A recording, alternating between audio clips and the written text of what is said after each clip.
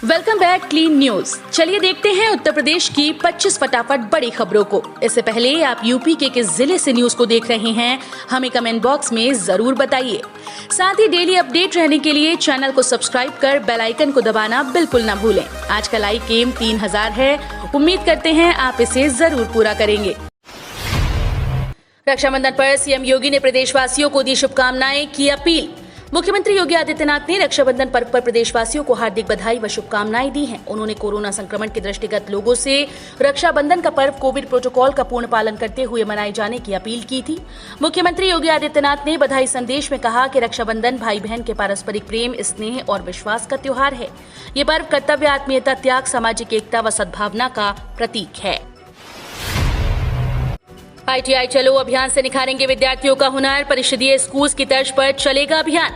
औद्योगिक प्रशिक्षण संस्थानों में अब परिषदीय स्कूल में नामांकन बढ़ाने के लिए चलाए जा रहे स्कूल चलो अभियान की तर्ज पर ITI चलो अभियान चलाया जाएगा। इसके तहत हाई स्कूल और इंटर के माध्यमिक विद्यालयों में जाकर कौशल विकास और व्यावसायिक शिक्षा के प्रति विद्यार्थियों को जागरूक बनाया जाएगा।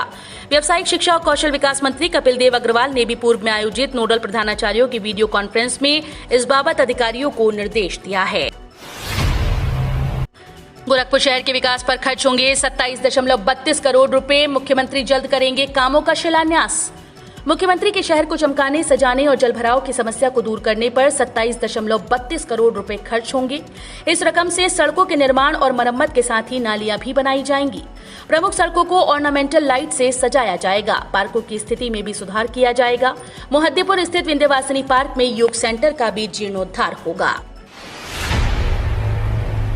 संस्कृत विद्यालयों को मिलेंगे 50 अस्थायी शिक्षक, तैनाती की कवायद शुरू। गोरखपुर जिले के अशासकीय सहायता प्राप्त और राजकीय संस्कृत विद्यालयों में मानदेय पर लगभग 50 शिक्षकों को तैनात करने की कवायद शुरू हो चुकी है। शासन के निर्देश के बाद से जिला विद्यालय निरीक्षक ने 19 संस्कृत विद्यालयों में रिक्त चल रहे पदों की सूची तैयार कर ली। 24 अगस्त तक प्रधानाचार्य विद्यालय स्तर से इसे लेकर विज्ञापन जारी करेंगे। संस्कृत विद्यालयों में शिक्षकों की कमी के चलते लगातार विद्यार्थियों की संख्या में गिरावट आ रही है। 23 अगस्त को होने वाली PhD प्रवेश परीक्षा स्थगित, अब 29 अगस्त को होगी। लखनऊ विश्वविद्यालय के प्रवेश समन्वयक प्रोफेसर पंकज माथुर ने बताया कि 23 अगस्त को होने वाली PhD प्रवेश परीक्षा अब 29 को पूर्व निर्धारित व्यवस्था के अनुसार संपन्न कराई जाएगी। पूर्व मुख्यमंत्री कल्याण सिंह के निधन पर उत्तर प्रदेश सरकार के द्वारा 23 अगस्त को घोषित सार्वजनिक अवकाश के क्रम में लखनऊ विश्वविद्यालय की प्रस्तावित PhD प्रवेश परीक्षा को स्थगित कर दिया गया है। कल्याण सिंह का निधन, उत्तर प्रदेश में 3 दिन का शोक। आज 23 अगस्त को अवकाश। उत्तर प्रदेश के पूर्व सीएम और राजस्थान के पूर्व राज्यपाल कल्याण सिंह का शनिवार को लखनऊ के Sanjay Gandhi post graduate institute of medical sciences में निधन हो गया। वो बीते 4 जुलाई से अस्पताल में भर्ती थे। डॉक्टर्स ने बताया कि सेप्सिस और मल्टी ऑर्गन फेलियर के कारण उनका निधन हुआ है। वो 89 वर्ष के थे। पूर्व मुख्यमंत्री कल्याण सिंह का अंतिम संस्कार आज 23 अगस्त को शाम नरौरा में गंगा नदी के तट पर किया जाएगा। BHU में दाखिले के लिए लक्षद्वीप में भी बना परीक्षा केंद्र। 28 सितंबर से 185 केंद्रों पर शुरू होगी प्रवेश परीक्षा। काशी हिंदू विश्वविद्यालय में स्नातक, स्नातकोत्तर में दाखिले के लिए ऑनलाइन आवेदन की प्रक्रिया शुरू होने के साथ ही NTA की ओर से प्रवेश परीक्षा केंद्रों की सूची भी फाइनल कर दी गई है। इस बार विश्वविद्यालय की परीक्षा के लिए अंडमान निकोबार के साथ ही लक्षद्वीप में भी केंद्र बनाया गया है। इससे वहां रहने वाले छात्रों को भी परीक्षा देने में सहूलियत होगी। पहली बार BHU की परीक्षा के लिए लक्षद्वीप में केंद्र बना है। चकेरी एयरपोर्ट का नया टर्मिनल 30 सितंबर तक तैयार, 4 उड़ानें प्रस्तावित। उत्तर प्रदेश सरकार के नागरिक उड्डयन विभाग के विशेष सचिव और निदेशक विशाख जी ने चकेरी के मवैया में निर्माणाधीन नई टर्मिनल बिल्डिंग का निरीक्षण किया। एयरपोर्ट अथॉरिटी, PWD, बिजली समेत अन्य विभागों के अधिकारियों के साथ समीक्षा बैठक कर कार्यों की प्रगति जानी। इनमें तय हुआ कि हाईवे से एयरपोर्ट तक 4 लेन सड़क का निर्माण 1 माह में पूरा हो जाएगा। सिंहपुर के पास विकसित होगी न्यू कानपुर सिटी 1 फेज योजना। दोषी अफसरों, कर्मियों पर होगी कार्रवाई। KDA की ओर से 1996 में बनाई गई न्यू कानपुर सिटी योजना का सपना अब जाकर साकार होता नजर आ रहा है। पहले चरण में बिठूर के सिंहपुर के पास करीब 80 हेक्टेयर जमीन पर योजना विकसित की जाएगी। KDA की बोर्ड बैठक में प्रस्ताव को हरी झंडी मिल गई है। 1.5-2 माह में योजना बनाकर बोर्ड की अगली बैठक में रखी जाएगी। वहीं इस योजना को पूर्व में असफल करने में लिप्त अफसरों, कर्मियों पर कार्रवाई का भी फैसला लिया गया। आगरा में एक बूथ पर होंगे 1200 मतदाता, बनेंगे 126 नए मतदेय स्थल। आगरा में विधानसभा चुनाव 2022 नए नियमों के तहत होगा। कोरोना प्रोटोकॉल को ध्यान में रखते हुए एक मतदेय स्थल पर 1200 से अधिक मतदाता नहीं होंगे। ऐसे में 126 नए मतदेय स्थल बढ़ सकते हैं। साथ ही 8 मतदान केंद्रों के नाम बदले जाएंगे। प्रभारी जिलाधिकारी ए मणिकंडन ने सभी राजनीतिक दलों के प्रतिनिधियों व निर्वाचन अधिकारियों के साथ पोलिंग बूथ्स के संभाजन के लिए कलेक्ट्रेट में बैठक आयोजित की। आगरा से राजस्थान मध्य प्रदेश के लिए बसें फिर से शुरू। कल बहनों के लिए हुआ मुफ्त सफर। आगरा से राजस्थान और मध्य प्रदेश के लिए रोडवेज बसों का संचालन 135 दिन के बाद शुरू हो गया। ईदगाह बस अड्डे से पहले दिन 65 बसों का संचालन जयपुर, धौलपुर, अजमेर, मुरैना, ग्वालियर, झांसी के लिए किया गया। कोरोना संक्रमण के कारण 5 अप्रैल से राजस्थान, मध्य प्रदेश, उत्तराखंड, दिल्ली के बीच बस सेवाएं बंद कर दी गई थी। जुलाई में दिल्ली और उत्तराखंड की सेवाएं तो शुरू हो गई, लेकिन राजस्थान व मध्य प्रदेश की बसें शुरू नहीं हो सकी। गोरखपुर पहुंचे लल्लू ने साधा निशाना, कहा पागल हो गया विकास, योगी और बीजेपी की विदाई तय। यूपी कांग्रेस के अध्यक्ष अजय कुमार लल्लू जल जमाव से बेहाल गोरखपुर का जायजा लेने पहुंचे। लल्लू ने यहां पहुंचकर लोगों से बातचीत भी की। लल्लू ने तालाब बनी कॉलोनीज में लोगों का हाल जाना। उन्होंने कहा कि बीजेपी की सरकार में लोग दुखी हैं। योगी आदित्यनाथ खुद 5 बार सांसद रहे हैं। गोरखपुर की अनेक कॉलोनीज में जल जमाव की वजह से लोगों का जीना मुहाल हो गया है। उन्होंने कहा कि मुख्य सड़क पर तो और भी हैरान कर देने वाला नजारा दिखा। उन्होंने बताया कि सड़क पर जमा पानी में जलकुंभी भी दिखाई दी। काबुल से भारत पहुंचने पर भावुक हुए अफगान सांसद, बोले 20 सालों में जो बनाया सब खत्म हो गया। अफगानिस्तान में जारी संकट के बीच वहां फंसे भारतीय नागरिकों को निकालने का सिलसिला जारी है। रविवार को वहां से 168 लोगों को वापस लाया गया, जिसमें अफगानिस्तान के सिख सांसद नरेंद्र सिंह खालसा भी शामिल हैं।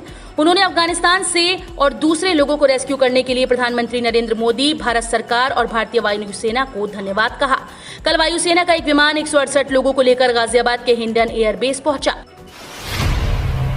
लखनऊ विश्वविद्यालय में बीए, समेत कई सेमेस्टर परीक्षाओं की तारीख बदली। लखनऊ विश्वविद्यालय में अंतिम सेमेस्टर परीक्षाओं का आयोजन ऑफलाइन हो रहा है। 23 अगस्त को विविध परीक्षाएं प्रस्तावित थीं। राजकीय शोक की वजह से इन परीक्षाओं की तिथियों में संशोधन करते हुए परीक्षा नियंत्रक ने नई तिथियां घोषित कर दी। 23 अगस्त को होने वाले बीए छठे सेमेस्टर की परीक्षा अब 24 अगस्त को होगी।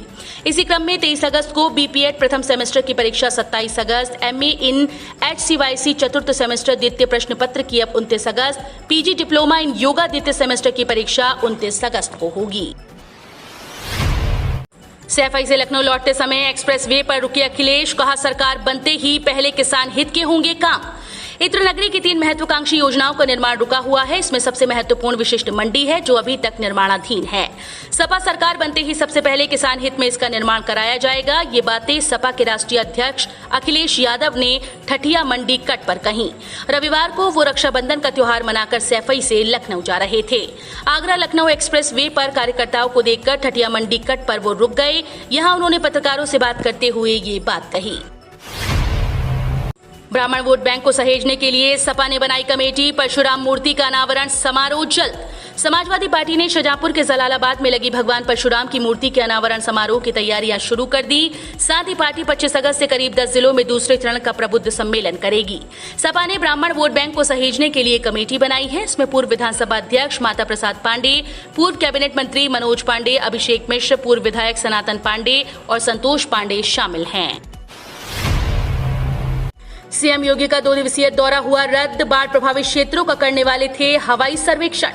उत्तर प्रदेश के पूर्व मुख्यमंत्री और राजस्थान के पूर्व राज्यपाल कल्याण सिंह का शनिवार को लखनऊ के Sanjay Gandhi post graduate institute of medical sciences में निधन हो गया।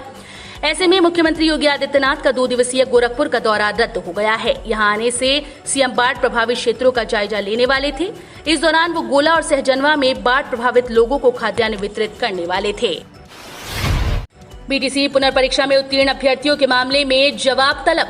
इलाहाबाद हाईकोर्ट ने बीटीसी पुनर्परीक्षा में उत्तीर्ण उन अभ्यर्थियों की याचिका पर राज्य सरकार से जवाब मांगा है, जिनका अभ्यर्थन 69,000 सहायक अध्यापक भर्ती के आवेदन की अंतिम तिथि पर बीटीसी डिग्री न होने के आधार पर निरस्त कर दिया गया। ये आदेश न्यायमूर्ति अश्विनी कुमार मिश्र ने पवन कुमार की याचिका पर अधिवक्ता तरुण अग्रवाल व प्रशांत मिश्र को सुनकर दिया है। याचिका के अनुसार याची 69,000 सहायक अध्यापक भर्ती परीक्षा के सफल अभ्यर्थी हैं। पूर्वांचल में बाढ़, राप्ती सरयू खतरे के निशान के पार, दर्जनों गांव बाढ़ से घिरे। देवरिया में जमकर बारिश हुई, इससे शहर में चारों ओर जलभराव हो गया, सड़क और नालियां एक हो गईं। निचले इलाकों में दुश्वारियां बढ़ गईं, सरकारी दफ्तरों के परिसर और कक्ष भी लबालब पानी से भर गए। सरयू, राप्ती, गोर्रा नदियां खतरे के निशान से ऊपर बह रही हैं, जबकि छोटी गंडक लाल निशान से कुछ सेंटीमीटर नीचे है। बस्ती में सरयू नदी खतरे के निशान से महज 7 सेंटीमीटर नीचे है। आधा दर्जन गाँव के पास कटान तेज हो गई है। पीएम मोदी बोले, कल्याण सिंह के सपनों को पूरा करने में कोई कमी न रखें। यूपी के पूर्व मुख्यमंत्री कल्याण सिंह के अंतिम दर्शन के लिए पीएम मोदी लखनऊ एयरपोर्ट पहुंच गए। वहां से मॉल एवेन्यू के स्थित कल्याण सिंह के आवास पहुंचकर उन्हें श्रद्धा सुमन अर्पित किया।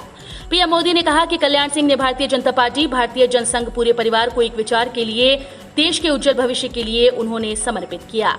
कल्याण सिंह जी भारत के कोने कोने में विश्वास का नाम बन गए थे। सरकार में उनका स्थान हो, चाहे गवर्नर की जिम्मेदारी हो, हमेशा हर एक के लिए प्रेरणा का केंद्र बने, जन सामान्य का विश्वास का प्रतीक बने। यूपी में मुख्यमंत्री पद के लिए कांग्रेस के चेहरे के संबंध में प्रियंका गांधी करेंगी फैसला। पूर्व केंद्रीय मंत्री और कांग्रेस के वरिष्ठ नेता सलमान खुर्शीद ने कहा कि 2022 में उत्तर प्रदेश विधानसभा चुनाव में मुख्यमंत्री पद के लिए पार्टी का चेहरा कौन होगा, इस बारे में पार्टी के राष्ट्रीय महासचिव प्रियंका गांधी वाड्रा फैसला करेंगी। चुनाव घोषणा पत्र के सिलसिले में शनिवार को मेरठ पहुंचे खुर्शीद ने कहा कि उत्तर प्रदेश में कांग्रेस पूरी ताकत के साथ चुनाव लड़ेगी और जीतेगी। उन्होंने कहा कि पार्टी प्रियंका गांधी के नेतृत्व में मौजूदा सरकार की नीतियों के खिलाफ आवाज उठाएगी। गृह राज्य मंत्री अजय मिश्रा ने कहा, भारत हर परिस्थितियों के लिए तैयार। केंद्रीय गृह राज्य मंत्री अजय मिश्रा टेनी ने कहा कि अफगानिस्तान में बदली परिस्थितियों व उसकी पल पल की स्थिति पर भारत निगाह रखे हुए है। अफगानिस्तान स्थित सभी राजनयिकों को वापस बुला लिया गया है, दूतावास बंद नहीं किया गया। वहां के ही दूतावास में तैनात अफसरों से काम चलाया जा रहा है। चाइना चाहे पाकिस्तान, नेपाल या अफगानिस्तान का सहारा ले, चाइना को हर तरह से जवाब देने के लिए भारत सक्षम है। उत्तर प्रदेश में हो सकता है जेडीयू का भाजपा के साथ गठबंधन, सीट्स को लेकर अंतिम दौर में बातचीत। उत्तर प्रदेश के विधानसभा चुनाव के लिए अपने क्षेत्रीय सहयोगियों के साथ गठबंधन मजबूत कर रही भारतीय जनता पार्टी अब जनता दल के साथ भी सीमित तालमेल कर सकती है। इस बारे में दोनों दलों के वरिष्ठ नेताओं के बीच बातचीत हुई। बिहार से सटे उत्तर प्रदेश के सीमावर्ती लगभग 2 दर्जन विधानसभा क्षेत्रों में जदयू का प्रभाव माना जाता है। भाजपा और जदयू के बीच गठबंधन बिहार तक सीमित है। उत्तर प्रदेश में पूर्व में भाजपा और जदयू के बीच गठबंधन रहा, लेकिन बीते कुछ सालों से दोनों दल के बीच कोई चुनावी तालमेल नहीं रहा। कोरोना के चलते नौकरी जाने वालों को बड़ी राहत, 2022 तक मिलेगा इस योजना का लाभ। कोरोना काल में अपनी नौकरी गंवा चुके लोगों को केंद्र सरकार की ओर से बड़ी राहत मिली है। अब केंद्र सरकार ऐसे कर्मचारियों की ईपीएफ की पूरी धनराशि 2022 तक जमा करेगी। ये जानकारी लखनऊ में मिशन शक्ति के तीसरे चरण के शुभारंभ में पहुंची केंद्रीय वित्त मंत्री निर्मला सीतारमण ने दी। उन्होंने कहा कि इस योजना का लाभ उन कंपनीज के कर्मचारियों को मिलेगा जो ईपीएफओ में पंजीकृत हैं। इस दौरान कार्यक्रम में वित्त मंत्री ने यूपी के मुख्यमंत्री योगी आदित्यनाथ की जमकर तारीफ की। कैश में ट्रांजैक्शन करते हैं तो देना पड़ सकता है 100% तक जुर्माना। नकदी में लेन देन फिर से तेज हो गया है। कोरोना की पिछली लहर में इसमें गिरावट देखी गई थी और ऑनलाइन ट्रांजैक्शन का चलन बढ़ा था, लेकिन हाल के महीनों में कैश ट्रांजैक्शन तेज हुआ है। सरकार ने भी इस बात को स्वीकार किया है। लोग ये बात जानते हुए भी कैश ट्रांजैक्शन टैक्स के पचड़े में डाल सकता है। लोग इसकी अनदेखी कर रहे हैं। इस पर रोक के लिए एटीएम से कैश निकासी के लिए कई नियम बनाए गए हैं, लेकिन उससे भी रोक नजर नहीं आती। हम रोज ऐसे ही न्यूज लाते रहेंगे। यदि आपने अभी तक क्लीन न्यूज यूपी को सब्सक्राइब नहीं किया है तो फटाफट सब्सक्राइब कर लें। साथ ही बेल आइकन को प्रेस करना बिल्कुल ना भूलें ताकि लेटेस्ट अपडेट मिस ना हो।